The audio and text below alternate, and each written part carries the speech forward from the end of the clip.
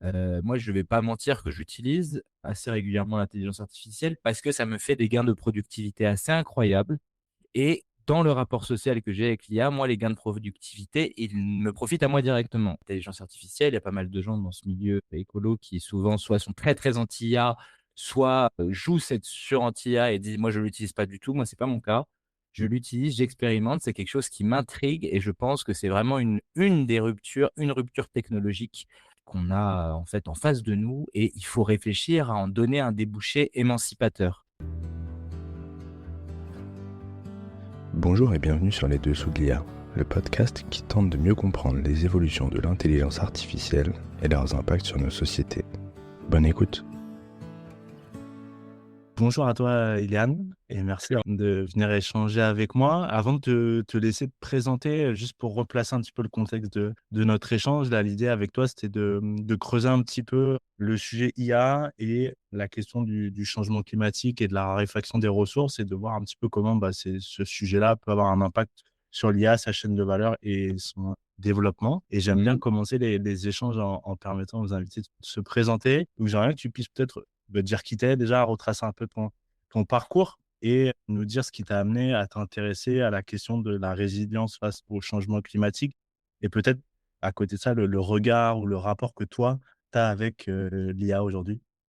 Ouais, bah, merci déjà pour l'invitation. Bonjour à toutes et tous. Moi, je m'appelle Iyad Moundib, je suis ingénieur en résilience climatique. Qu'est-ce que ça veut dire? Ça veut dire que moi, je fais de l'analyse de risques liés au climat, mais ce climat, en fait, ce risque climatique, il interagit avec d'autres composantes, les composantes de crise géopolitique, sociale, technologique, ce qui fait des dynamiques de rupture, en fait. Et l'idée, pour moi, c'est d'essayer d'anticiper ces ruptures pour les entreprises, pour les collectivités, pour les territoires et d'essayer de proposer des plans justement pour s'adapter à cette rupture. Dans ce sens-là, j'ai écrit un petit bouquin qui est sorti il y a 1 an et demi maintenant, qui s'appelle «S'adapter au changement climatique, fake or not» et j'ai une activité de travailler, du coup avec tout un tas d'organismes pour essayer de prendre en compte cette nouvelle réalité, ce monde qui devient fluctuant et essayer de proposer des débouchés positifs, des débouchés, en fait, qui permettent de s'adapter à la nouvelle réalité qu'on est en train d'affronter. Sur des éléments plus personnels, moi, je suis, franco-marocain,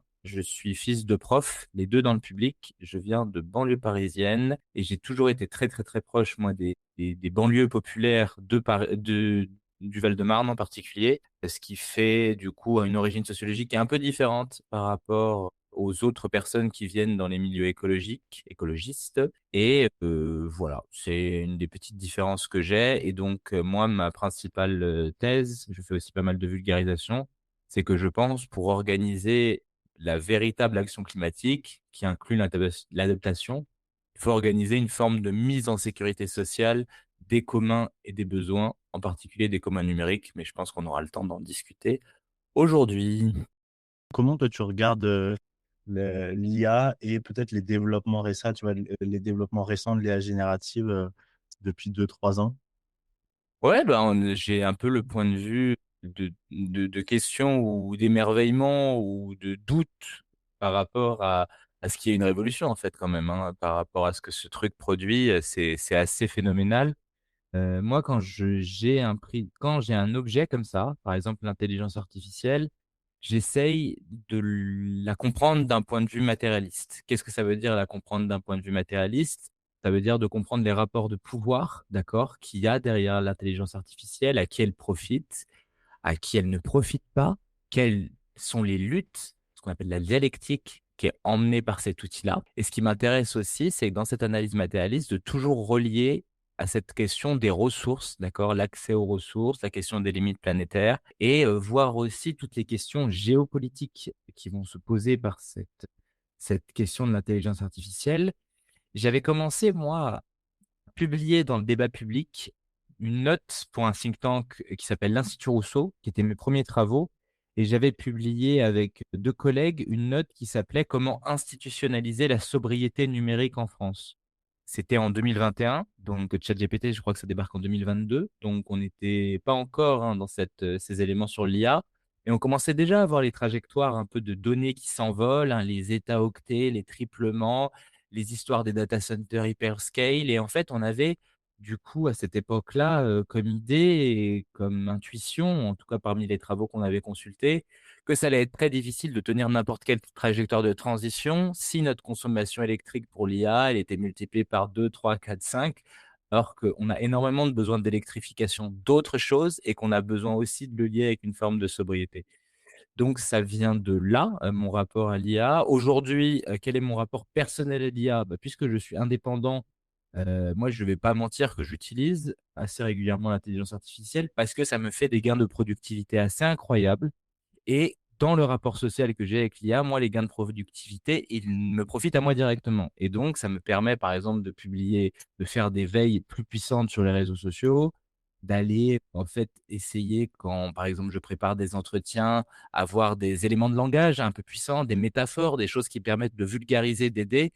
Et voilà à peu près le rapport, hein, très honnête que j'ai à l'intelligence artificielle. Il y a pas mal de gens dans ce milieu écolo qui souvent soit sont très, très anti-IA, soit, jouent cette surenchère et disent: «Moi, je l'utilise pas du tout». Moi, c'est pas mon cas. Je l'utilise, j'expérimente, c'est quelque chose qui m'intrigue et je pense que c'est vraiment une rupture technologique qu'on a, en fait, en face de nous et il faut réfléchir à en donner un débouché émancipateur et c'est peut-être ça sera ça l'objet de je pense de 2-3 éléments duquel on va pouvoir avoir le plaisir de discuter tous les 2. Complètement. Avant peut-être de rentrer dans le vif du sujet, tu as évoqué cette question tout à l'heure quand tu t'es présenté, tu parlais d'adaptation. Ouais. En préparant l'entretien, j'ai regardé un petit peu des prises de position que tu pouvais avoir et toi tu disais que tu parles de résilience aussi climatique et tu disais que c'est une réponse systémique qui dépasse la simple adaptation. Oui. Est-ce que tu pourrais définir peut-être ce que tu entends par résilience versus adaptation et peut-être, auquel des 2 toi tu crois le plus à un niveau à un niveau systémique, tu vois, en termes de société? Alors, moi, je suis pas universitaire, j'ai fait des travaux universitaires, mais là, je ne suis pas dans une position universitaire, donc j'utilise un peu les définitions de ces termes à convenance, d'accord? Pour le grand public, sans utiliser des définitions et sans me battre pour ces définitions et la paternité de ces concepts-là. Pour aller très vite, moi, je pense qu'on est dans une société fragile, d'accord? Une société fragile, ça veut dire quoi? Ça veut dire dès qu'il y a une catastrophe qui nous tombe dessus, les dommages partent en exponentiel, d'accord? Les dommages sont beaucoup plus importants que la perturbation, que le stress test qu'on impose. Un exemple très simple, on a eu pendant le Covid-19 les premiers mouvements qui étaient de: «Je vais acheter 6 rouleaux de PQ», évidemment pas les gens du podcast, hein, mais les autres, eh ben, ils achetaient trop de rouleaux de PQ et donc il y avait pas de problème, en fait, à la base sur la pénurie de papier toilette. Mais par contre, il y avait une pénurie directement parce que les gens avaient le mauvais réflexe ou en tout cas accaparaient dans la pénurie. Or, cette société fragile, en fait, c'est une société de la maladaptation. Dans le sens où dès que tu as un impact, un risque climatique qui se matérialise, par exemple, il y a plus d'eau, plus assez d'eau pour toutes les activités agricoles d'un territoire, et ben, vous avez le grand céréalier qui a les contacts au ministère de l'écologie, qui, hop, ou au ministère de l'agriculture, qui appelle, bah, par exemple, madame Annie Genevard et qui va lui dire: «Ah là là, j'exporte, tant de milliards de tonnes, milliards d'euros, ces ordres de grandeur-là, de maïs, à l'étranger et là, mon rendement vient de prendre un tiers en moins à cause des sécheresses. J'ai besoin d'une solution tout de suite» et il raccroche le téléphone et pouf, il y a une méga bassine qui est financée sur fonds publics. 70 des à cette époque-là étaient financés 70 du coût de mise en service des méga bassines a été financé par nos impôts et en fait, bah, ça, c'est exactement ce qui se passe. Une méga bassine, c'est quoi? C'est une grande piscine, si tu veux, avec un tuyau en profondeur et qui va pomper de l'eau des nappes phréatiques. C'est-à-dire qu'en fait, tu as moins d'eau pour tout le monde, pour tous les agriculteurs du territoire. Tu as moins d'eau pour tous les écosystèmes du territoire, mais tu as le plus gros acteur qui est en capacité, dans la pénurie, à accaparer une partie de la ressource. Et en fait, dans cette question-là, on a une société qui est fragile parce qu'on est dans une espèce de dilemme du prisonnier géant où on permet aux plus gros acteurs d'accaparer la ressource dans la pénurie. Ça se matérialise très bien pour le numérique également, que ça soit l'accaparement de l'électricité pour les usages de l'intelligence artificielle ou les accaparements de l'eau ou l'accaparement d'une partie, bah, des ressources métalliques, des DRAM pour entraîner les modèles d'intelligence artificielle. Et donc, le premier élément, moi, que j'aime bien mettre en avant, c'est l'élément de robustesse. Pour moi, la robustesse, c'est ce qui permet de rester stable dans un monde fluctuant. c'est la question d'Olivier Hamann, c'est-à-dire qu'en fait, on va se couper de toutes les institutions de l'hyperperformance, on va se couper de tout ce qui puisqu'en fait, dans un monde qui est stable, d'accord? Où on a tout le pétrole qu'on veut, toutes les matières premières qu'on veut, qu'on contrôle le climat parce qu'il n'a pas bougé, donc on n'est pas confronté à de nouveaux extrêmes. Bah, en fait, je peux tout optimiser, je peux faire tout vite et ça va me créer des vulnérabilités, mais ces vulnérabilités-là, je peux m'en foutre, en fait, concrètement, parce que je contrôle tout le reste. Sauf que dès que tu rentres dans un monde qui touche ses limites physiques, toutes ces vulnérabilités, elles vont se synchroniser, d'accord? Et ces synchronisations de vulnérabilité, elles créent les ruptures. Faire de la robustesse, c'est désoptimiser, faire de la diversification, faire de la lenteur, faire de la redondance pour qu'en fait, on se retrouve en situation de ne plus partir en exponentiel à chaque fois qu'on prend une baffe dans la tête. Vient ensuite pour moi la question de la résilience. Pour moi, la résilience, c'est de la robustesse augmentée. La résilience, c'est la robustesse, du coup, la prévention, mais aussi savoir réagir en temps de crise. C'est-à-dire, en fait, bah, par exemple, si j'ai une catastrophe type Valence qui arrive demain matin à Paris, est-ce que moi, je sais, j'ai une culture du risque, jusque je sais, par exemple, évacuer mon bâtiment à moi?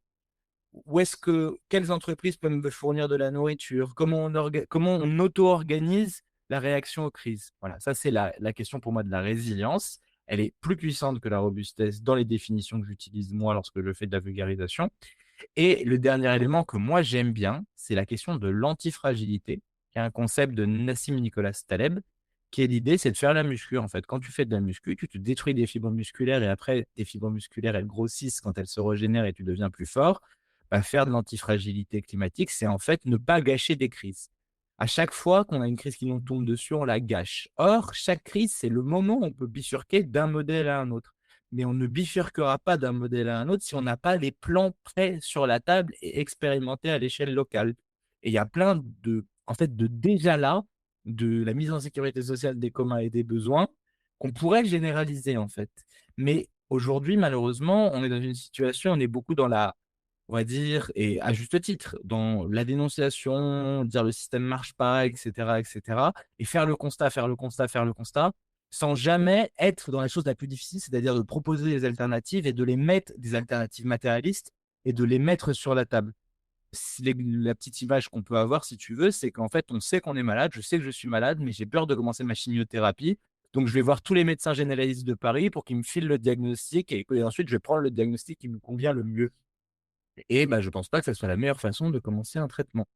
Donc voilà à peu près pour ces définitions-là et cette petite démarche en fait. À chaque fois que j'accompagne moi des acteurs qui sont intéressés par une de ces notions, j'essaye vraiment de bien définir ce qui relève d'action de la robustesse, d'action de résilience et d'action d'antifragilité. Et une fois qu'on arrive à faire tout, on a une jolie trajectoire pour faire de l'adaptation.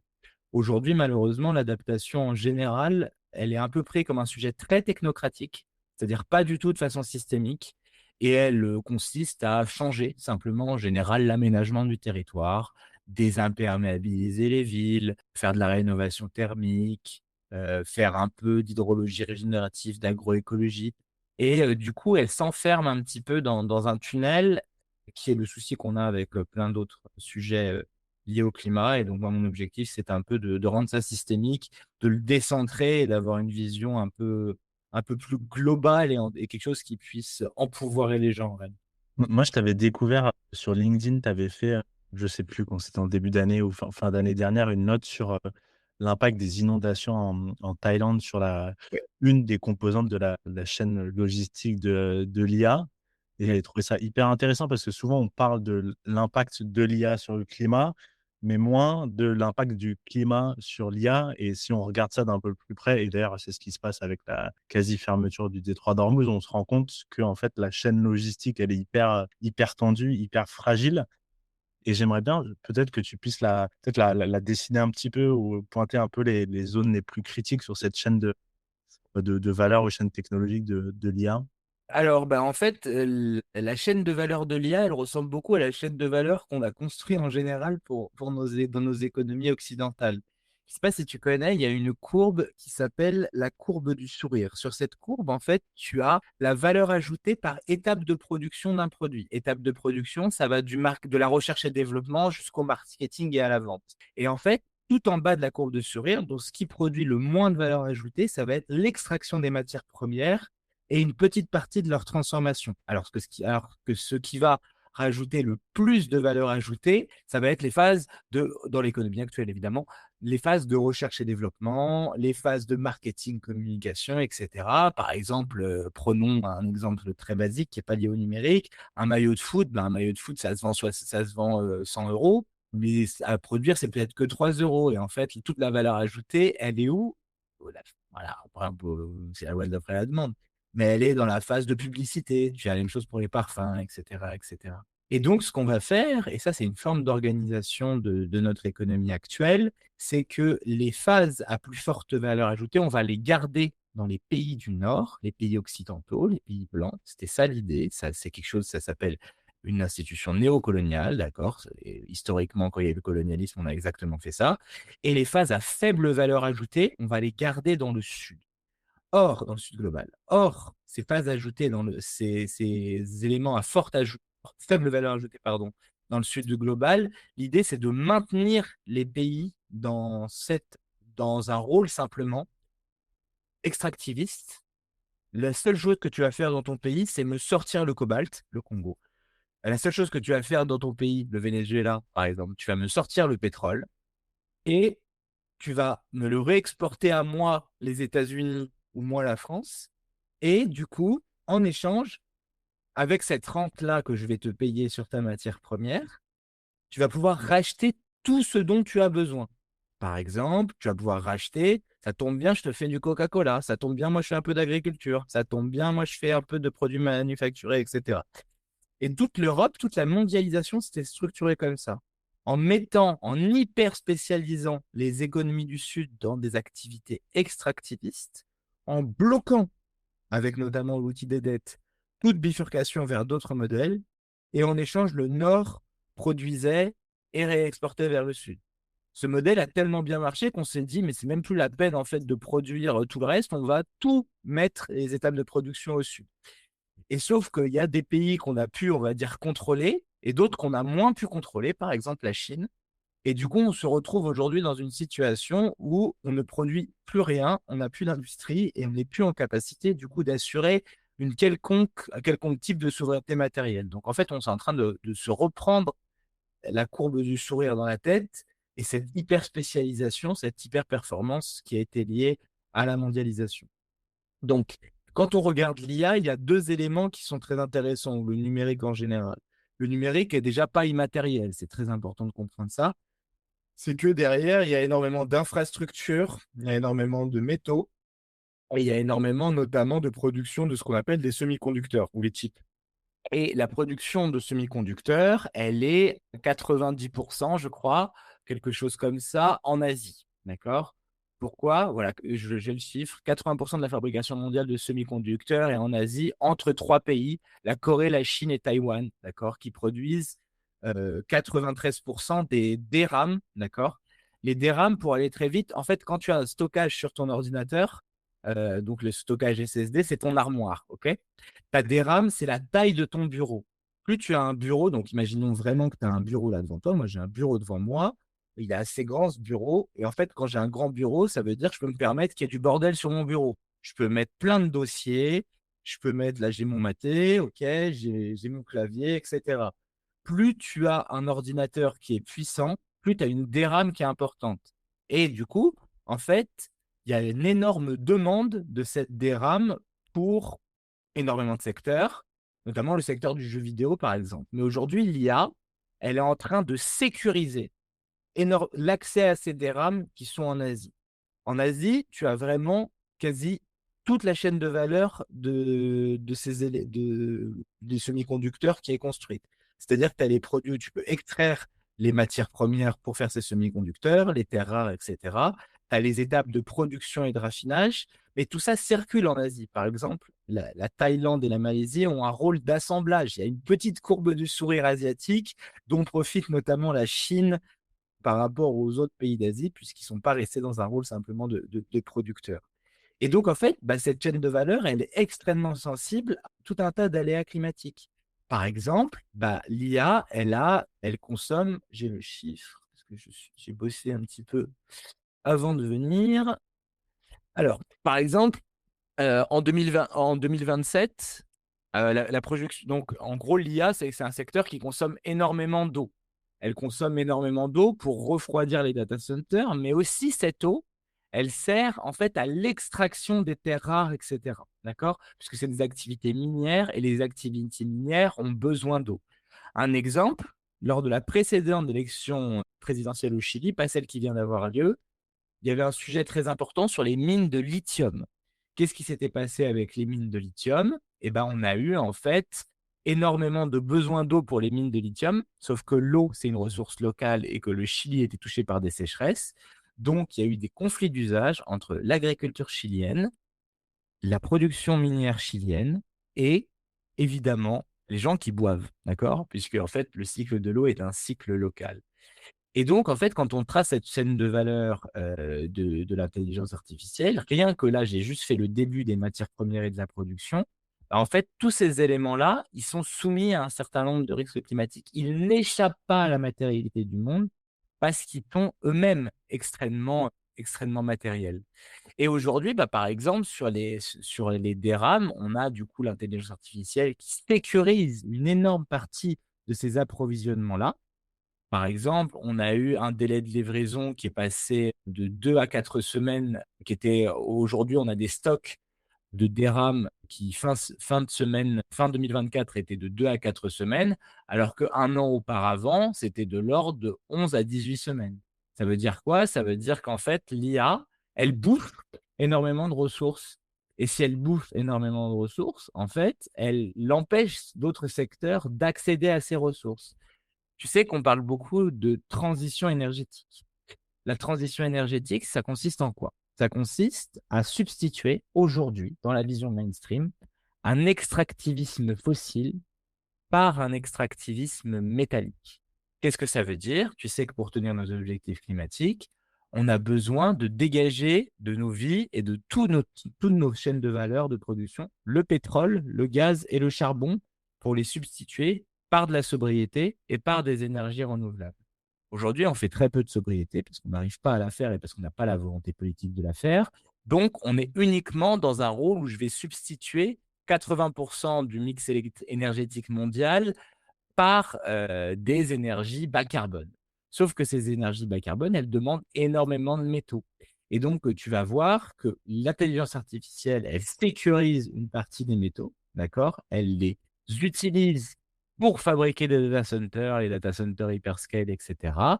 Et donc, elle est soumise aussi à ces risques-là, mais du coup, elle est en concurrence avec d'autres secteurs dont on a besoin pour transitionner. Elle est en concurrence notamment avec tout ce qui va être fabrication d'énergie renouvelable, et cetera, et cetera.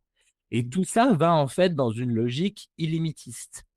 Le gros souci qu'on a avec, l'intelligence artificielle, c'est que du coup, elle prend de plus en plus, du coup, d'accès à ces ressources qui nous sont vitales pour la transition et on retombe dans la dynamique de maladaptation systémique. Le plus gros acteur prend les ressources. Alors que si on avait une gestion par les besoins, eh ben, je pense qu'on allouerait différemment les productions de métaux. Et du coup, par rapport au poste dont tu parlais, c'était un poste de décembre 2025 où en fait la Thaïlande avait connu des inondations extrêmement importantes, la Thaïlande et l'Indonésie. On avait eu plus de 600 victimes en Indonésie d'après les chiffres. Peut-être que c'était les chiffres au moment du poste, hein, donc ça c'est sûrement le bilan humain est bien plus important que ça. C'était le cyclone Senyar et moi j'avais écrit ce post-là parce que j'étais un peu révolté par le fait qu'on ne parle que de l'impact sur le marché, d'accord, la tension sur le marché des chips, des semi-conducteurs et qu'on ne parlait pas des vies humaines qui étaient prises là-dedans.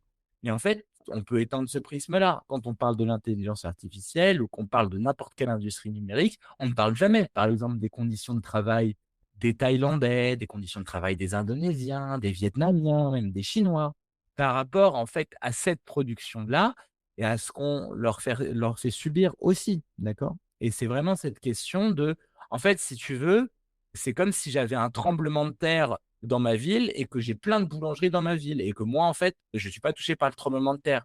La première question que je vais me poser, c'est pas: «Oh là là, est-ce que je vais avoir ma baguette de pain demain matin parce qu'il y a pas le tremblement de terre?» C'est parce que en fait, le tremblement de terre a effondré la boulangerie. Je vais plutôt me dire: «Mais en fait, est-ce que les gens sont vivants?» et cetera, et je trouve qu'il y a énormément de problèmes, en fait, une espèce de un fétichisme de la marchandise, si je peux le dire comme ça, lié à ces questions.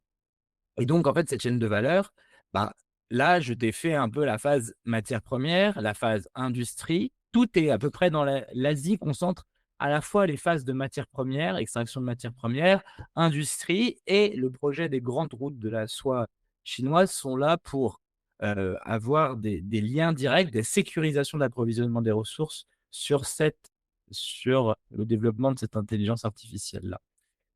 Et ensuite, on pourrait parler, des données qui sont un autre élément de la matérialité sur l'intelligence artificielle. Ça fait déjà une bon, mais je connaissais pas la courbe du SWARE, donc je la garderai, en tête. Mais c'est vrai que on a tendance à valoriser, ce qui est l'amont, la R&D et l'aval, notamment sur les puces. Et en fait, on se rend compte que, bah, s'il y a plus les puces ou il y a plus les matériaux pour faire les puces, de toute façon, on a beau avoir de l'amont et de l'aval, ça marche pas. Une autre question pour toi, j'ai lu un article et puis un livre d'Arnaud Orin qui a écrit un Ouais, livre, pardon, qui s'appelle Le Monde confisqué, et il parle, ouais. je trouve, d'un concept intéressant, de capitalisme de la finitude, où il faisait le parallèle avec, je crois que c'est le XXe siècle, où il dit que dans un monde qui est perçu, c'est pas forcément une réalité, mais en tout cas qui est perçu comme limité, on bascule dans une logique d'accaparement monopolistique des ressources. Et dans l'actualité, bah, ce qui se passe par exemple au Venezuela ou ailleurs, par les Américains, ça peut être lu sous ce prisme-là.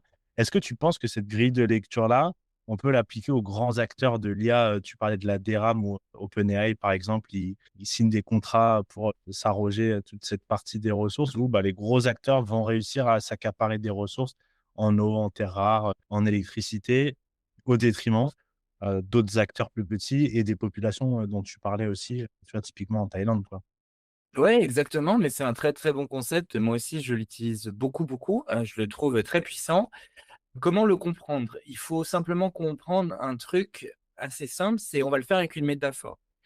Disons que toi et moi, on a une équipe, on a un club le dimanche, d'accord? Et que notre club, c'est de faire des gâteaux au chocolat, d'accord? On adore faire des gâteaux au chocolat, on adore manger des gâteaux au chocolat, c'est notre passion dans notre vie de manger des gâteaux au chocolat. Du coup, pourquoi on a fait ce club-là? On a fait ce club-là parce que si chacun dans son coin allait cuisiner son gâteau au chocolat, bah, en fait, on y gagnerait moins que si on se met tous ensemble un après-midi et on fait que ça et chacun va chercher les ressources. Donc, il y en a un qui est chargé, par exemple, moi, je vais chercher le chocolat si tu veux. Je vais être en fait un investisseur. Je vais chercher le meilleur chocolat au prix le plus bas, et cetera, pour en faire le plus possible et faire le meilleur gâteau au chocolat possible. Toi, tu vas faire la même chose avec la farine. Un collègue à nous, disons Arnaud Aurin, va faire ça avec les œufs, et cetera, et cetera. Et tu vois qu'en fait, si chacun s'hyper spécialise dans un truc, bah, on va faire le plus de gâteaux au chocolat et avec le meilleur goût, d'accord? On maximise les 2. Ça, c'est le capitalisme, c'est la vision du capitalisme libéral. Tu vois bien que aussi dans la vision du capitalisme libéral, je ne suis qu'un seul objectif, faire des gâteaux au chocolat. Je ne me pose ni la question de: «Est-ce que les voisins qui aiment pas le gâteau au chocolat, et ben, est-ce que je vais pas prendre leurs œufs pour faire autre chose?» Et je ne me pose à aucun moment la question de: «Est-ce que bouffer du gâteau au chocolat, c'est bon pour ma santé?» D'accord? C'est quand même un truc important. Mais disons que, bah, il y a pas de pénurie, hein, sur nos œufs et tout, donc on va faire tout ça. Mais imaginons un moment que, et bah, moi, j'ai une information que vous avez pas. Moi, je commence à voir sur mon marché qu'en fait, il y a plus de chocolat et que mon intérêt, c'est de manger le plus de gâteaux au chocolat. Qu'est-ce que je vais faire à ton avis? Est-ce que je vais vous le dire? Ou est-ce que en fait, pendant que vous êtes tous allés chercher quelque chose pour aller cuisiner les prochains gâteaux au chocolat, et ben moi, est-ce que j'ai pas plus intérêt de juste aller passer dans la réserve où on a stocké tous les gâteaux qu'on avait déjà faits et puis en ramener deux trois chez moi en douce, tu vois? Mmh. Peut-être que c'est ça mon intérêt. Pendant qu'il y a encore un peu de chocolat, mais je sais qu'il va y en avoir moins. Comme ça, quand il y aura vraiment plus de chocolat et qu'on pourra vraiment plus produire, bah, moi, j'en aurai plein chez moi et vous aurez continué à travailler pour moi, tu vois? Et ben, c'est exactement ça, la notion du capitalisme de la finitude. Il s'oppose au capitalisme libéral. Dans le capitalisme libéral, tu te dis qu'en fait, heu, s'il y a une coopération, d'accord, énorme guillemets à coopération, eh ben, on produira tous plus de valeur en s'hyper spécialisant les uns les autres. C'est-à-dire que, en fait, si par exemple le Venezuela, bah, c'est exactement ma courbe du sourire. Si le Venezuela n'extrait que du pétrole et le vend à tout le monde, c'est bien. Si nous, les Français, on ne fait par exemple, je sais pas, on a avec l'Ukraine les terres les plus fertiles d'Europe, bon, bah, peut-être qu'il faut qu'on s'hyper spécialise pour faire du blé pour tout le monde. Et comme ça, avec l'argent qu'on va tirer du blé, on va réexporter tout le reste dont on a besoin, les smartphones, on n'a même plus besoin d'industrie, etc. Tu vois? Mais au moment où, en fait, bah, je ne peux plus, ces conditions changent. Le climat change en France, par exemple, et du coup, je produis moins. Ce sur quoi je me suis hyper spécialisé, c'est beaucoup plus difficile de produire ça. Bon, bah, en fait, le premier acteur qui va voir ça, il va rentrer dans une logique qui n'est plus une logique de coopération, mais qui va être une logique mercantile. Le gâteau au chocolat ne peut plus grossir. Donc, au lieu de travailler à faire grossir le gâteau au chocolat qui ne peut plus grossir à cause de limites physiques, je vais travailler, gagner de la richesse, non pas en absolu, mais en relatif, en volant la richesse aux autres, en allant chercher les gâteaux au chocolat dans la réserve. Qu'est-ce que ça veut dire ça? C'est exactement ce que fait Trump. Trump ne fait pas des gains de prix, il fait de la prédation. Donc, il est en train d'accaparer les ressources des autres, il fait du smash and grab, en militarisant les ressources, en détruisant le libre-échange et donc en récupérant des ressources directement là-dessus. Si on continue notre métaphore du capitalisme de la figure et qu'on essaye de la confronter à cette question de l'intelligence artificielle et des GAFAM, on a un truc qui est très particulier déjà avec l'économie du numérique et l'économie des GAFAM. Tu sais qu'en général, dans les industries, on a ce qu'on appelle une règle du rendement décroissant. Disons que là, demain matin, je veux ouvrir un puits de pétrole. Au tout début du puits de pétrole, je vais avoir toutes les ressources que je veux. Tu vois, j'ai le maximum de mon puits quand je mets ma paille dedans. Tu vois. Mais au fur et à mesure que j'exploite mon puits, que je travaille avec, eh ben, mon unité de travail va me rapporter moins de barils de pétrole que je vais extraire. Ok. Donc, c'est de plus en plus difficile. On a un rendement décroissant. Eh ben, une des caractéristiques extrêmement particulières de l'économie du numérique, c'est que c'est exactement l'inverse. Elle marche par rendement croissant et donc elle est forcément génératrice de monopole. Pourquoi? Bah, disons que je suis Google et que moi, je veux faire ma startup là où je concurrence Google. Moi, je vais faire un moteur de recherche pour concurrencer Google. Pourquoi je vais jamais y arriver? Parce que, en fait, moi, j'ai pas assez de données, d'accord, par rapport à Google. Et en fait, plus tu as de données accumulées, de données sur, par exemple, ta consommation, sur la mienne, sur le rapport des entreprises, sur le service, etc., et bah, plus la valeur ajoutée que tu vas pouvoir créer avec une donnée supplémentaire est importante. Et ça crée en fait un mécanisme qui est intrinsèquement monopolistique. C'est-à-dire qu'en fait, plus on va avancer, plus en fait, et ça c'est un travail notamment, le travail par exemple du prix Nobel français, Philippe Aghion, qui pour moi dit deux, trois bêtises quand il sort de son sujet d'expertise, mais quand il est dans son sujet d'expertise, il est extrêmement intéressant. Il nous indique quoi? Il nous indique qu'en fait, au début, les GAFAM et l'économie du numérique, c'était des formidables moteurs d'innovation car ils étaient en concurrence. Mais en fait, plus ils ont commencé à accaparer une partie des données, plus ils devenaient tellement gros qu'ils étaient en monopole et que ce monopole-là, il te permet par exemple de ne pas de payer un petit peu pour pas te faire embêter sur les lois antitrust, donc les lois par exemple pour séparer ces grands consortiums, mais surtout ça te permet de racheter tout ce que tu veux. Tu vois, il y a une logique de prédation. Par exemple, Siri, ça a été racheté par Apple, ça a été développé par Stanford avec les fonds de la DARPA. La DARPA, c'est l'outil public d'innovation pour les États-Unis. Ou un exemple beaucoup plus simple, hein, Google a racheté YouTube en 2006 ou Instagram qui est racheté par Facebook. Tu vois, on a vu que plus j'ai de données, plus je vais faire de valeur ajoutée. Bah, plus j'ai de données, plus j'ai des capacités à acheter des concurrents qui vont me permettre d'avoir les données, etc., etc. Et tu vois, là, tu n'as pas une logique de gain de productivité. Tu as vraiment une logique de prédation. Cette prédation, elle se matérialise sur les acteurs eux-mêmes du numérique. Mais elle se matérialise aussi, et c'est un très beau, un très bel, je ne sais pas comment le qualifier, ce livre-là, le livre d'Alain Damasio sur la vallée du silicium, où en fait, il se balade dans la Silicon Valley, la vallée du silicium, et il raconte ses réflexions autour de la question des données. Et il explique qu'en particulier, vu que dans le capitalisme, l'utopie du capitalisme est en fait le fait de pouvoir toujours consommer plus et d'avoir un accomplissement personnel par tes modes de consommation. Il explique qu'en fait, vu que le numérique il nous dépossède d'une partie de nos interactions, il va nous les rendre en contrôlant nos données partout, la smartwatch, et cetera.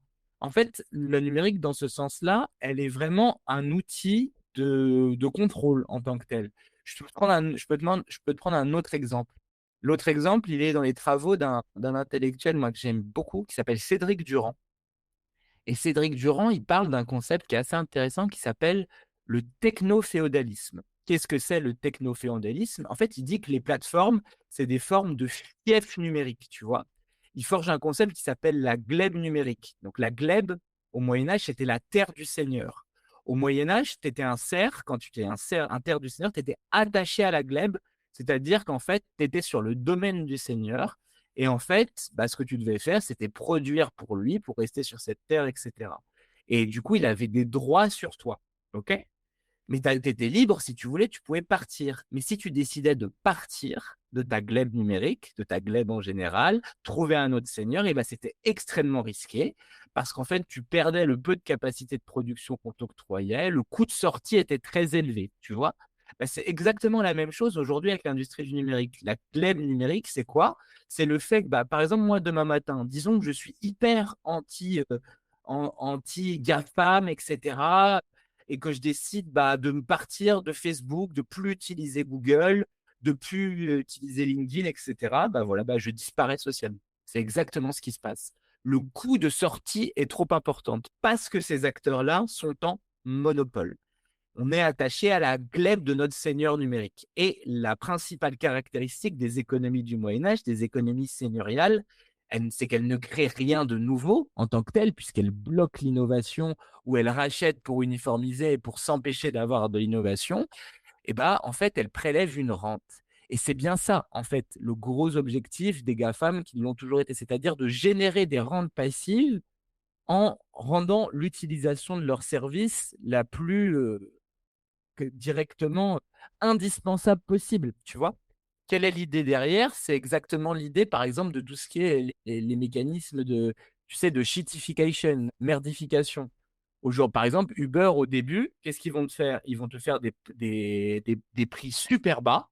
Comme ça, tu vas t'habituer au service. Et une fois que tu es bien habitué au service, et surtout qu'on a fait de la concurrence déloyale qui a tué les taxis, et bah, hop, on va augmenter tranquillement le coût du Uber et on va te donner des abonnements un peu différents. Ça marche comme sur Netflix. Au début, Netflix, c'était trop bien. Puis après, on a augmenté les prix. Puis après, il y avait de la pub. Puis après, tu pouvais plus choisir la qualité. Puis après, tu n'avais plus accès à tel ou tel machin. Tu vois, c'est exactement ce mécanisme-là. Et aujourd'hui, dans l'IA, on est un peu dans cette course-là. Tu vois, on est dans une course où c'est un peu la course de la bulle Internet, où en fait, on a tous les acteurs. Quasiment aucun n'est rentable, voire aucun n'est rentable.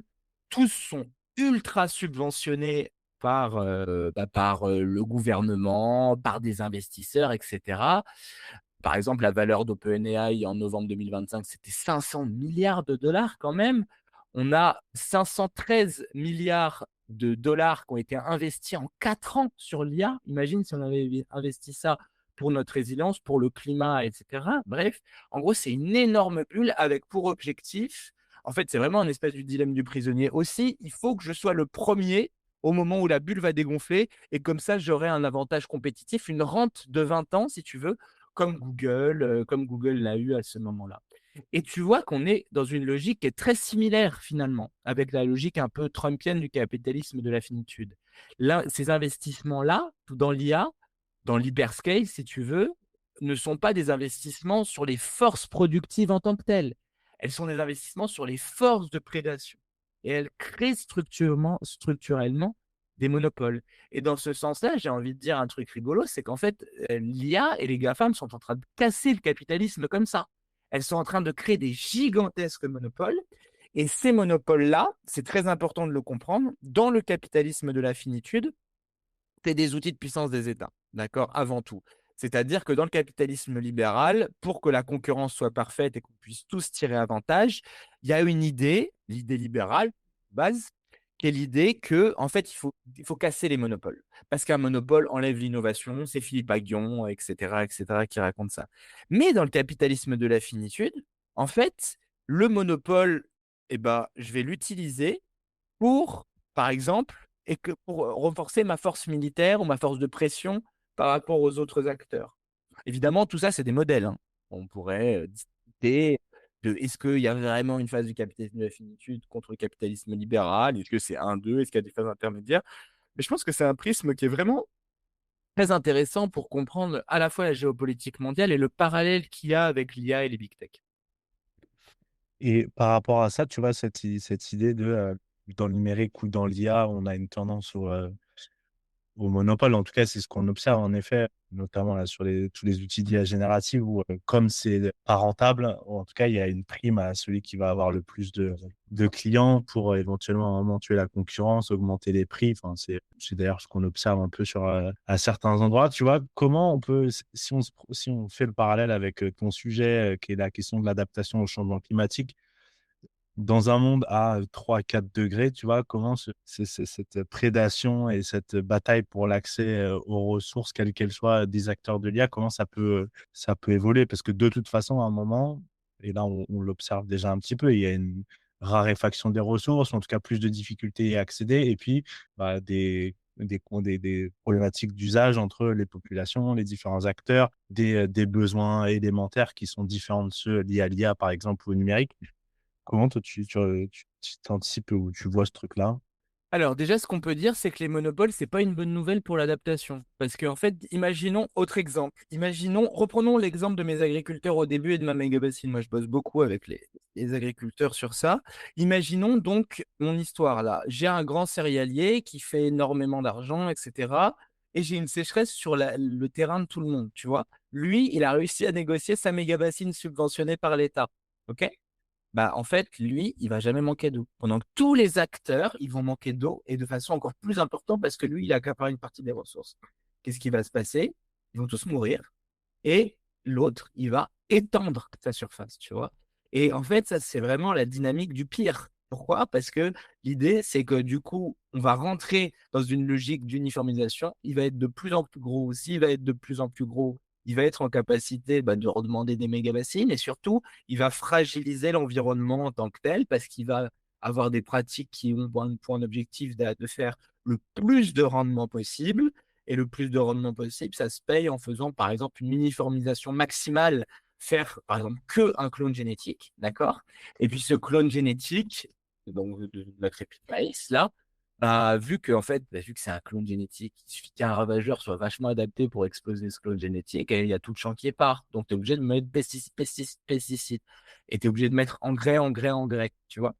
Et en fait, quelle est l'idée qui est là? C'est ce qu'on appelle le syndrome de la reine rouge. C'est quoi le syndrome de la reine rouge? C'est que j'ai un tapis rouge très sportif, toi aussi je suppose, mais à un moment, la physique, elle nous rattrape. En gros, si je cours sur un tapis roulant qui va de plus en plus vite, ok, bah, je vais rester sur place. En courant de plus en plus vite, je reste sur place. Mais il y a un moment où tu as un effondrement, où tu as un crack. Et en fait, au moment où le tapis roulant va trop vite pour toi. Si tu descends pas du tapis roulant, tu vas te casser la gueule. On est exactement dans cette situation-là pour moi. On est en train toujours de courir toujours plus vite avec de moins en moins de ressources.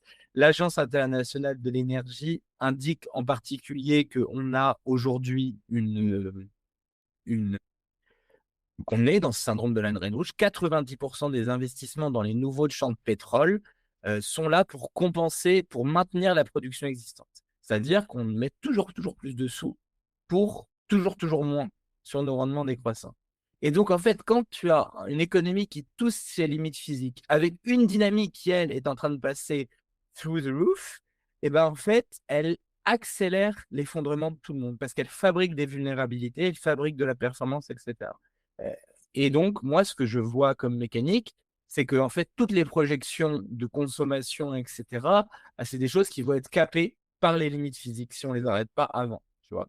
Et que plus on va les capter, plus on va caper ça, il va falloir qu'on trouve des moyens en fait de caper ça par autre chose, notamment des nouvelles institutions. Cédric Durand, il propose des concepts notamment pour essayer de voir qu'est-ce qu'on pourrait faire de tous ces déjà-là, qui sont laissés par l'intelligence artificielle, etc. Mais en gros, qu'est-ce qu'on peut imaginer comme type de rupture? On pourrait imaginer, par exemple, des difficultés de plus en plus importantes à accéder aux semi-conducteurs, et on le voit déjà pour entraîner les modèles d'intelligence artificielle. Et encore une fois, c'est dû aux questions de l'eau, mais ça va s'intriquer aussi avec les dynamiques du capitalisme de la finitude. La guerre des droits de douane entre la Chine et les États-Unis, tu vois? Nos médias sont quand même vraiment pas très forts pour analyser plein de choses puisque en fait, si je sais pas si tu te souviens de ce moment où Donald Trump, il avait dit: «Ah, je mets 10 de droits de douane à la Chine, puis 20, puis 135, puis 100 millions de pourcents, et cetera». Ça a fait beaucoup rire. Moi, ça me faisait beaucoup rire. Je voyais augmenter ces trucs. J'ai fait: «C'est très bien, ça va être marrant». Et en fait, qu'est-ce qui s'est passé? Les Chinois, ils sont restés là, ils l'ont regardé. Ils ont dit: «OK, bah, je fais un moratoire sur, toutes les terres rares». Il y aura plus de terres rares pour les États-Unis. Qu'est-ce qui s'est passé? Trump, il a fait un numéro d'aplaventrisme extraordinaire et il n'y avait plus de droits de douane. 10 chacun, il a dit. Et la Chine a eu le droit à des droits réciproques. Parce qu'en fait, qu'est-ce qui s'est passé? Il a eu, c'est plus Steve Jobs, mais le PDG d'Apple qui l'a appelé. Il a fait: «Moi, je peux plus produire, moi, je peux plus produire, moi, je peux plus produire». Voilà. Et donc, il était mort. Tu vois? Parce que en fait, les États-Unis ont créé des vulnérabilités dans tous les sens. C'était les premiers à désindustrialiser comme des fous. Et aujourd'hui, ils n'arrivent pas à réindustrialiser parce que Trump fait littéralement n'importe quoi. Il met des droits de douane sans planifier quoi que ce soit, etc., etc. Et tu vois qu'en fait, dans cette dynamique-là, on a du coup ce qu'on appelle le phénomène de polycrise. La polycrise, c'est l'intrication de la dérive écologique, qui n'est pas une crise, très important. Une crise, c'est un coup de fièvre, d'accord, je vais te le redire, ça va mieux. La dérive, c'est quelque chose d'irréversible et en particulier, le changement climatique, il est arrêtable, mais irréversible. Demain matin, s'il y a une bombe nucléaire qui nous tombe sur la tête, on reste au climat d'aujourd'hui et en particulier, si tu te rappelles, l'été 2022 qu'on a eu en France, ça sera l'été moyen 2050. En 2022, c'était les grands incendies de Gironde. C'était plus d'eau au robinet par rapport à plein de territoires en France, notamment tout ce qui était sud-ouest. D'accord? Et ben en fait, on va avoir des ruptures qui vont être intriquées. La polycrise, c'est vraiment la manifestation de ces emmerdes qui volent en escadrille, de cette synchronisation des vulnérabilités. C'est un concept d'Edgar Morin. Donc, on va avoir à la fois difficulté d'accès aux matières premières, on va avoir à la fois des conflits d'usage sur la génération d'électricité, ok? Parce qu'en fait, l'électricité aujourd'hui, tout le monde veut électrifier, sauf que cette électrification, bah, elle nécessite des métaux. Et surtout, la production électrique va être, elle aussi contrainte par les effets, le trop chaud, le trop d'eau, le trop sec du changement climatique.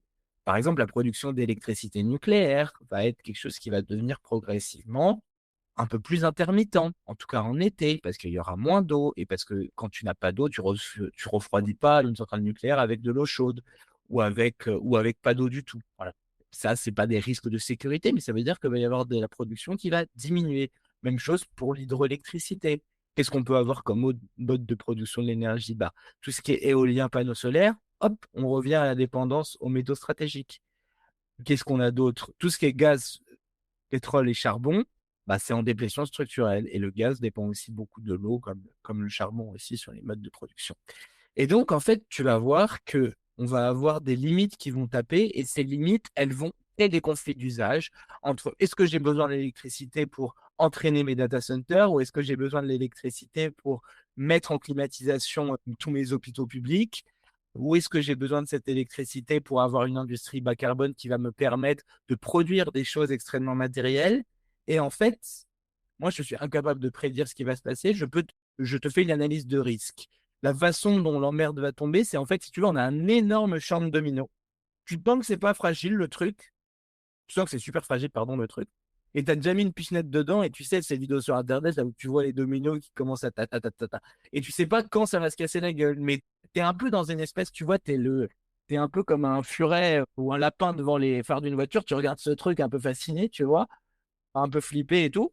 Et donc, en fait, l'idée, c'est qu'il va falloir qu'on se trouve de nouvelles institutions pour s'en sortir. Et moi, c'est le concept que j'essaie de développer avec la mise en sécurité sociale des besoins et des communs. Mais voilà, ça, c'est vraiment cette affaire de difficulté-là où tout est intriqué et ça rend les choses vraiment compliquées. Mmh. Mais j'ai un point sur lequel j'aimerais bien revenir, mais tu vois, quand tu développais sur la question du capitalisme de finitude et cet accaparement des ressources, où tu as des acteurs qui deviennent, et notamment numériques, qui deviennent de plus en plus gros, où ils sont capables d'avoir un effet de levier, où tu donnais l'exemple là, de ton agriculteur qui allait appeler le ministère pour avoir sa bassine, et donc qui a accès à des ressources au détriment du grand public ou d'autres acteurs. On se rend bien compte que quand les ressources elles diminuent, on a besoin de se mettre collectivement d'accord Oui. pour, limiter ou donner là, on se rend compte qu'on va pas du tout dans cette direction-là et tu parles de nouvelles institutions, tu vois? Je suis assez curieux de savoir un peu toi ce que tu imagines et par contre, ce que je vois pas, tu vois, dans les discussions à l'époque quand il y a eu les, je crois que c'est les tapisseries, tu vois? On avait eu les Ludites qui est-ce qu'on risque pas aussi et d'ailleurs, c'est ce qu'on voit sur le changement climatique, tu vois? Tout ce qui est la question des ZAD et des choses comme ça, on se rend bien et sur les bassines à Sainte-Soline ou autres, il y a eu les mêmes sujets. C'est de se dire, il y a des gens, en fait, qui, au bout d'un moment, se disent: «OK, maintenant on va mettre en place des actions qui peuvent être considérées comme On violentes, va illégales». démanteler les infrastructures nous-mêmes, quoi. Bah, en tout cas, il y a des gens qui peuvent se dire: «Bah, si on n'arrive pas, au niveau de l'État ou la puissance publique est pas capable de gérer ça parce que ces acteurs privés sont devenus, en fait, de fait, des, acteurs quasi étatiques ou en tout cas indispensables et donc la puissance publique va pas agir», bah, on peut se dire qu'il y a des gens qui auront envie de se faire, justice eux-mêmes ou de gérer le problème. Ils sont prédateurs et infiltrés, hein. Pense simplement au Dodge et à Elon Musk, hein, tu vois? C'est les mêmes. C'est vraiment maintenant, il y a une intrication, une endogamie entre ces acteurs et aujourd'hui, ils se rendent compte aussi que le contrat social ne tient plus en tant que tel, hein. Cette espèce de promesse du libéralisme, qui rendra tout le monde plus riche. Dans le capitalisme de la finitude, tu as un montée du fascisme, hein. C'est très simple parce qu'en fait, tu es en train la seule promesse que tu as à faire, c'est une promesse militariste, guerrier, d'accaparement des ressources et c'est un projet qui est fondamentalement autoritaire, ça. C'est complètement opposé. J'aime pas du tout le concept de démocratie libérale, mais on comprend un peu ce que ça veut dire quand même, tu vois?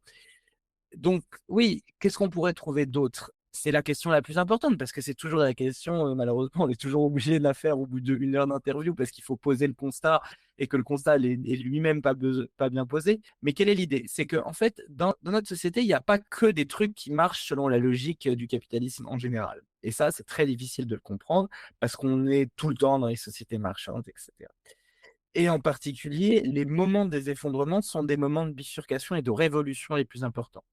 La Révolution, vous avez tous en tête les barricades, la fourche 1789. Moi, je suis en tête aussi, mais il y a des formes de révolution beaucoup plus silencieuses et qu'on voit beaucoup moins. La plus grande révolution contemporaine qu'on a eue en France, elle date de 1945-46 et c'est la sécurité sociale. Comment elle s'est organisée, la sécurité sociale? En fait, en 45, pardon, parce que la sécurité sociale, les ordonnances et le vrai déploiement est en 46, et bah, tu as eu ce qu'on appelle le Conseil national de la résistance. Le Conseil national de la résistance, ça a été le général de Gaulle et les gaullistes et les communistes qui se sont mis ensemble pour faire un programme qui s'appelait le programme des jours heureux. Les gaullistes ont fait quelque chose de très catastrophique, évidemment, puisqu'ils ont mis un communiste au ministère du Travail. Or, ce communiste, il s'appelait Ambroise Croizat, il était syndicaliste à la CGT, je crois, de Savoie. Je crois qu'il était métallurgiste. Et et en fait, dans le syndicat dans lequel ils étaient, il y avait déjà un embryon de sécurité sociale. Quel était cet embryon de sécurité sociale? En fait, les les syndicalistes avaient ce qu'on appelle des caisses et ces caisses-là, c'était les travailleurs syndiqués, les travailleurs de l'usine mettaient une partie de leur salaire dans ces caisses-là qui était du coup collectivisé. C'était un bout de salaire collectivisé et ce salaire collectivisé servait au temps de non-travail, des formes de vacances, la maladie, l'après-travail, la vieillesse, et cetera. À ce moment-là, en France, tu avais une protection sociale qui n'était pas que financée par la sécurité sociale et les syndicats. Tu avais la charité chrétienne beaucoup et tu avais des formes de mutualistes entre guillemets, qui étaient les institutions de Napoléon III, qui étaient des formes un peu de filet de sécurité à l'américaine, quoi, sur la santé, c'est-à-dire tu te payes ta santé privée, mais si tu es vraiment très très pauvre et que tu peux pas payer la santé privée, on te fait un filet de sécurité, un truc un peu nul, mais qui fera le minimum du minimum du minimum. Et quand Ambroise Croizat, il arrive au ministère du Travail, il va généraliser le modèle de la sécurité sociale. Et ce qui est extrêmement intéressant, c'est qu'il ne le généralise pas sous contrôle de l'État. D'accord? Justement, parce que l'État corrompu, avec les puissances d'argent, blablabla, ça devient communiste. Et du coup, il va le dire, mais moi, je vais mettre la sécurité sociale sur contrôle complet des représentants des assurés eux-mêmes, avec les mots de l'époque sur le contrôle des travailleurs.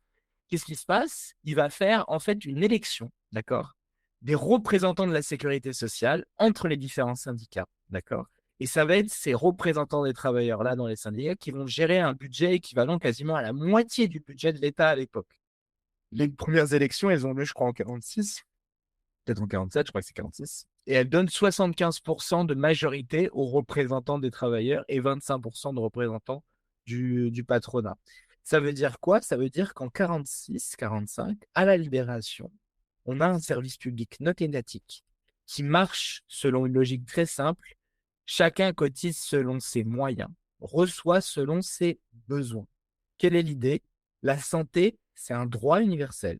Si la santé est un droit universel ou un besoin, si tu veux, on peut le reprendre comme ça, eh ben, le besoin doit être organisé collectivement pour être satisfait. Et tu vois qu'en fait, aujourd'hui, ce truc-là, même si la sécurité sociale a beaucoup changé, notamment, elle est plus gouvernée uniquement par les travailleurs eux-mêmes. Il y a un bout de l'État la bout de la sécurité sociale qui est plus financée par les cotisations sociales, qui est financée par l'impôt. Et on a sur les institutions représentatives de la sécurité sociale une forme de paritarisme, c'est-à-dire c'est 50-50 imposé et plus d'élections, de toute façon. On a quand même aujourd'hui une santé qui est en France à majorité publique, dans le sens où en fait dans ta poche, tu as une carte vitale.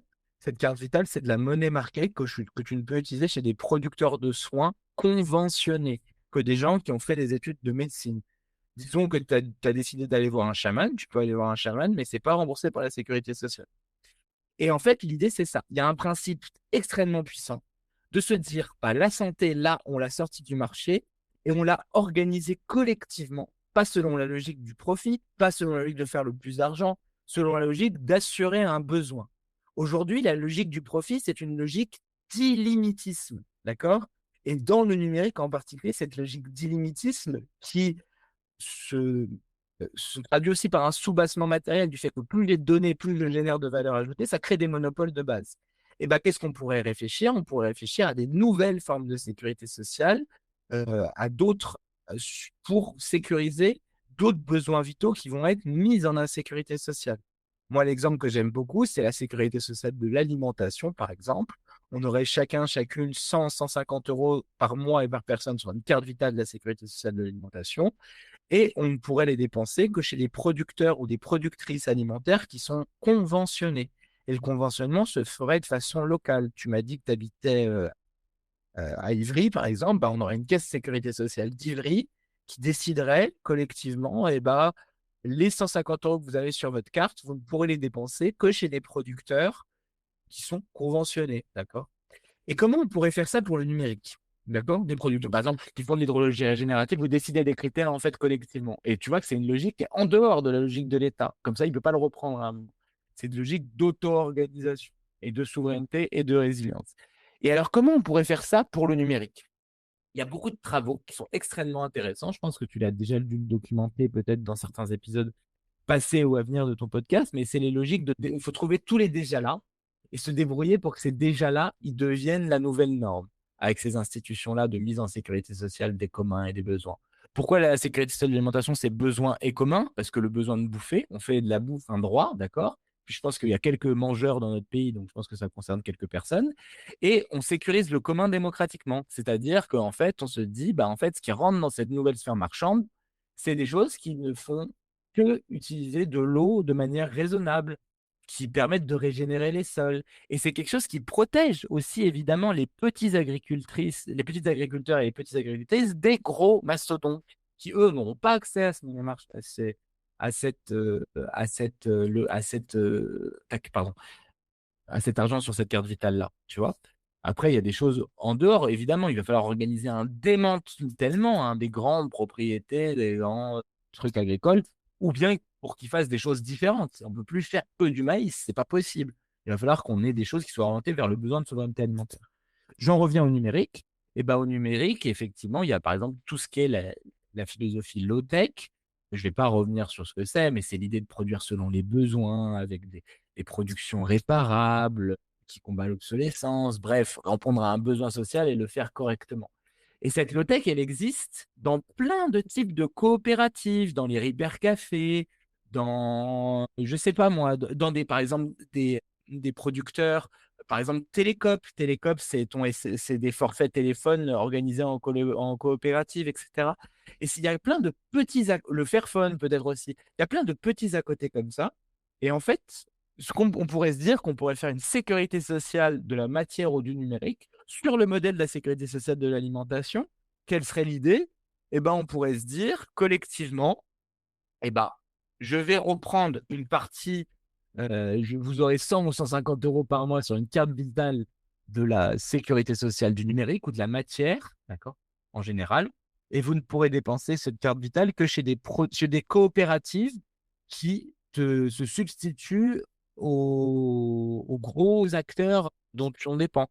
Pour te dire, par exemple, si j'ai pas envie de prendre mon forfait de téléphone chez SFR Free, bah, je peux utiliser les 100 balles, 150 balles que j'ai sur ma carte vitale de sécurité numérique pour aller souscrire chez Télécope. Je vais pouvoir, par exemple, utiliser cet argent pour aller réparer mon ordinateur. Je vais pouvoir aller utiliser cet argent pour acheter un produit qui va être réparable, modulaire, etc. Et tu vois, comme ça, on fait re-rentrer la démocratie dans les choix de production en solvabilisant des coopératives. L'exemple de Duralex, il est assez parlant. Tu vois, Duralex, c'est un déjà là qu'on connaît. Duralex, c'était les verres les verres en verre, du coup, de la cantine de l'école, les trucs incassables, là où tu regardais ton âge dedans. Et bien, Duralex, ça s'est effondré plusieurs fois sur plein de propriétaires. Et depuis un moment, Duralex est devenu une coopérative. Et cette coopérative, du coup, c'est une organisation démocratique au travail, une personne, une voix, autogestion complète sur tous les pans. En fait, on réfléchit collectivement à comment on peut faire bifurquer le modèle d'affaires. Et Duralex a lancé une levée de fonds dont elle a explosé en un jour les, les objectifs, tu vois. Et donc, en fait, dans ce cadre-là, on peut penser ces formes de sécurité sociale comme des moyens de se réapproprier, de limiter la place, en fait, des institutions du capitalisme en tant que tel dans nos vies, tu vois, du capitalisme de la finitude en particulier. Et tu vois que ce truc-là, une fois qu'on a rentré dans le numérique et qu'on a rentré dans ces éléments-là, on peut se dire, mais, en fait, qu'est-ce qu'on fait de, de l'IA en général? Qu'est-ce qu'on fait de toutes ces données qu'on a? Eh ben moi, je vais te donner un truc, c'est qu'en fait, il va falloir qu'on organise la planification écologique. Ok. Sauf que cette planification écologique, aujourd'hui, c'est pas une planification écologique. C'est en fait, on a des grandes entreprises privées qui vont dire, ah ben moi, je vais bifurquer, je vais produire un peu mieux. Ok. En échange, l'État, tu me files des subventions. C'est ça la planification. C'est pas du tout ce qu'il faut faire. Ce qu'on peut faire, c'est repenser cette logique de mise en sécurité sociale en globalité. On a plusieurs objectifs. L'intelligence artificielle, elle va nous permettre, enfin l'intelligence artificielle, le numérique en tant que tel, on a une puissance de calcul pour arriver à évaluer de façon hyper précise les besoins dans chaque territoire. D'accord? Aujourd'hui, on est dans une société de la mise en insécurité sociale. Il y a une personne sur 5 qui ne mange pas à sa faim et on a également sur chaque territoire des impacts écologiques extrêmement importants. L'objectif de mettre au service le numérique, sur ça, ça serait d'être en mesure de calculer par bassin de vie, eh ben, il y a combien de personnes qui manquent d'une alimentation saine dans ces territoires-là? Quelle est la pénurie de logement? Et à côté, faire de la comptabilité écologique territoire par territoire. Donc se dire, eh ben, ce territoire-là, lui, il participe à dépasser les frontières planétaires de temps et de temps et de temps. Et tu vois, si on arrive à mesurer ça, sur les besoins, c'est facile. L'INSEE le fait déjà pas mal, mais il faut le faire de façon beaucoup plus fine. OK? Et si l'INSEE les dommages écologiques, on a une comptabilité qui s'appelle la comptabilité CARE, qui est l'idée de compter le carbone, l'empreinte eau des territoires, blablabla. Et tu vois qu'en fait, avec les données notamment numériques, le DataGouv, etc., un truc vraiment orienté, je peux te mesurer sur chaque territoire les besoins qu'il faut satisfaire et les communs et la prédation sur les communs. Mais une fois que j'ai ces deux trucs-là, mais j'ai gagné, parce qu'en fait, je peux me dire démocratiquement quelle trajectoire je dois suivre pour satisfaire les communs. Et se dire, du coup, bah, là, je vais subventionner un peu plus pour que les besoins ils soient satisfaits, ou là, il va falloir réguler telle ou telle activité, tu vois. Et en fait, ça venait d'un intellectuel qui s'appelait Otto von Neurath, dont Cédric Durand parle pas mal, qui disait, mais en fait, pour organiser l'économie sur une autre logique que la marchandisation de tout, on ne peut pas faire ça par l'argent. Il faut faire du calcul en nature. Et c'est ça l'idée. Et en fait, ce que propose Cédric Durand, par exemple, c'est d'essayer et Rasmus Keshehen dans un ouvrage qui s'appelle Comment bifurquer. C'est d'utiliser le numérique pour la mesure hyper fine des besoins, la mesure hyper fine des pénuries, la mesure hyper fine des prédations et de s'en servir pour se donner les capacités de planifier la satisfaction des besoins dans un cadre de non-dépassement des communs en globalité. Et les deux ébauches que je t'ai données de façon démocratique, bah, sécurité sociale de la matière et sécurité sociale de la matière ou du numérique, sécurité sociale de l'alimentation. En fait, là, une fois que j'ai mis mon pied dans la porte, pourquoi on ne penserait pas à une sécurité sociale du logement? Pourquoi on ne penserait pas à une sécurité sociale du risque climatique? Pourquoi on ne penserait pas à une sécurité sociale de l'énergie, par exemple? Pourquoi, en fait, on ne mettrait pas collectivement, en utilisant un de ces puissances de calcul, ce travail d'ingénieur, moi je suis un ingénieur, je suis un technocrate de base, donc moi j'adore ce genre de truc, comment on pourrait, du coup, planifier quelque chose, pas en planifiant tout, pas en détruisant tout le secteur marchand, mais en mettant en sécurité sociale nos besoins et nos communs. Et du coup, comme ça, en fait, on est vraiment en capacité de toucher quelque chose de concret et de se donner une direction. Et je te disais à un moment qu'il faut arrêter, qu'on arrête de gâcher nos catastrophes, d'accord? Parce qu'aujourd'hui, toutes ces formes de mise en sécurité sociale, elles s'organisent déjà par plein de déjà là. Sauf que ces déjà là, ils sont marginalisés, pas solvables dans cette forme d'économie. Donc, il faut les solvabiliser, il faut les généraliser et se donner des institutions pour les généraliser. J'aimerais bien te proposer une, je sais pas, une contradiction par rapport à ce que tu dis. Ça permettra de clore l'échange. J'entends complètement là tout ce que tu déroules depuis tout à l'heure. Je me dis en t'écoutant que ça quand même, ça présuppose qu'on soit capable collectivement de se mettre d'accord et que ça soit au niveau de la France, au niveau de l'Europe, au niveau mondial. Parce que ça soit l'eau, que ça soit l'air, que ça soit les ressources, elles sont pas juste sur un territoire, mais elles sont bien, mondiales et dans un monde, tu vois, de raréfaction des ressources, d'acteurs qui pourraient avoir envie de se mettre en position de prédation. Tu vois, typiquement, si on revient à l'IA, je sais qu'il y a cette compétition entre les US et la Chine. Aux États-Unis, en gros, on dit, bah, si on le fait pas, c'est la Chine qui le fera, on va être dépassé. Si on va pas sur les robots autonomes tueurs, la Chine, ils le feront, ils deviendront plus forts, ils vont nous bouffer et on va se faire dépasser. Donc, tu vois, tu parlais du dilemme du prisonnier. Il est là, c'est qu'en fait, c'est bah, de toute façon, si on le fait pas nous, d'autres le feront. Et donc, tu vois, moi, ça m'interroge quand même, cette logique-là que tu décris, qui a un côté très attirante. Et en même temps, tu dis, mais comment tu peux mettre ça en place dans un pays comme la France, où tu disais qu'il a presque plus d'industrie, ou en tout cas qui est fortement désindustrialisé, qui a assez peu de ressources naturelles, qui conserve quand même une armée, en tout cas en Europe, relativement, puissante. Mais tu vois, tu as quand même aussi la nécessité de te doter d'une puissance, d'une technologie qui te permet de défendre ton modèle. Ouais. Et dans un monde où, la force redevient quand même hyper présente et c'est, malheur aux faibles, tu vois, je me demande comment et notamment dans l'IA, comment tu peux mettre en place ça? Alors qu'il y a des gens qui ont pas du tout intérêt à je pense à la Chine, par exemple. Donc voilà, petite interrogation, ouverture, contradiction, ça permettra de clôturer, cet échange. Et qu'est-ce que je peux dire? Bah oui, bah, si les autres le font pas, je le ferai. Bah oui, si nous on fait pas la mise en sécurité sociale, d'autres le feront. Non, en fait, pour être plus sérieux sur ça, en fait, le fait de toucher les limites, ça va forcément créer des dynamiques qui ressemblent à ça, d'accord? Et ça, c'est un truc qu'il faut comprendre aussi avec Arnaud Orin et c'est la fin de son livre sur le capitalisme et la finitude. Il te dit que les périodes de finitude sont des périodes où on a ce genre de bifurcation qui se produit, tu vois? Et en fait, l'idée, c'est que, en fait, cet agenda, c'est pas un agenda qui est contradictoire. Vu que c'est un agenda local, c'est un agenda de sécurisation. Tu vois, comment on peut régénérer une industrie en France? Bah, par exemple, la carte vitale de la sécurité sociale de la matière, c'est des façons de régénérer des formes d'industrie, low-tech, etc. Je ne dis pas qu'il n'y a pas d'autres formes d'industrie qu'on peut subventionner, comme on le fait déjà avec notre industrie militaire, etc. Et qu'il n'y a pas de la planification beaucoup plus traditionnelle, d'accord? Mais je pense qu'en fait, on ne peut pas gagner si on fait la course avec les Chinois et les États-Unis. C'est-à-dire, si on se dit que les Chinois et les États-Unis sont en train de se battre pour faire l'IA, nous, avec nos petits moyens, on va aussi faire l'IA. Non, on va pas y arriver comme ça. Ça veut dire qu'il faut se faire. Dans Cédric Durand, il y a aussi un truc très intéressant. Il propose une forme de non-alignement. Ok. Il veut une France numérique non alignée, c'est-à-dire qu'il veut construire des communs numériques avec toute la puissance qui ne sont pas ni vassalisés dans l'empire américain, ni très proches des outils chinois. Et en plus, les outils chinois ne se développent pas, les outils chinois sont fermés, d'accord? Et ils n'ont pas enfin, même s'ils s'ouvrent de plus en plus, mais en tout cas, les outils chinois du numérique là-dessus. Moi, ce que je pense fondamentalement, c'est qu'on va arriver de base à cet agenda de mise en sécurité sociale. Et que cet agenda de mise en sécurité sociale, en fait, si on regarde l'histoire, ça a déjà été le cas. Et ce n'est pas que en France. En France, en Angleterre, par exemple, qui est un pays que je connais pas mal, on a eu la même dynamique. Churchill, par exemple, après la Seconde Guerre mondiale, il se fait dégager pour le Parti travailliste, qui est très communiste, etc., qui ressemble au Parti communiste français un petit peu, à cette époque-là, le Parti travailliste, et il fait la même chose, il fait une forme de sécurité sociale, sauf que lui, il le garde sous le contrôle de l'État, tu vois.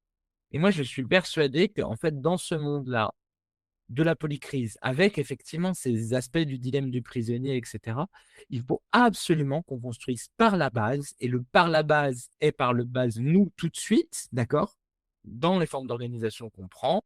Il y a, par exemple, moi je suis dans Paris 12e, il y a une association qui s'appelle la Marmite Rouge qui organise, qui essaye de voir comment on peut faire cette sécurité sociale de l'alimentation. Mais le par la base, c'est-à-dire nous avoir un peu, si tu veux, moi ce que j'appelle dans ton économie, pour survivre aux aspects du capitalisme de la finitude, des boucles d'antifragilité. C'est-à-dire des choses qui marchent selon des logiques forcément antifragiles. Et moi, je trouve pas ça antinomique de reconstituer une souveraineté alimentaire par la sécurité sociale de l'alimentation. Je ne trouve pas ça antinomique de reconstituer une forme de réindustrialisation organisée sur les besoins primaires avec notamment une sécurité sociale de la matière. Je ne trouve pas ça antinomique de reconstituer des formes énergétiques par une sécurité sociale de l'énergie. En 1945, l'énergie en France, c'était plein d'opérateurs privés où il n'y avait rien qui marchait, pour être très honnête, notamment les campagnes n'étaient pas électrifiées. Et tu as un ministre qui s'appelle Marcel Paul, qui lui va faire une planification en créant EDF et GDF, qui sont des entreprises publiques, et qui vont être les entreprises avec notamment les meilleurs statuts sociaux pour les travailleurs d'EDF et les travailleurs de GDF.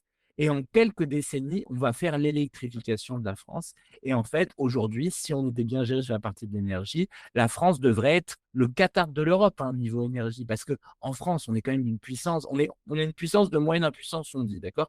Mais en Europe, je suis désolé, en puissance agricole, on est extrêmement puissant. En puissance énergétique, on est extrêmement puissant. Oui, on n'a plus d'industrie. Bah, c'est facile. On essaye de la reconstituer sur les besoins. Mais la reconstituer sur les besoins, c'est pas lâcher 40 milliards sur Plug Baby Plug. Je vois pas à quoi ça sert. Tu vois? Parce que ça ne crée pas d'emploi, ça ne te crée pas de résilience et d'antifragilité, etc.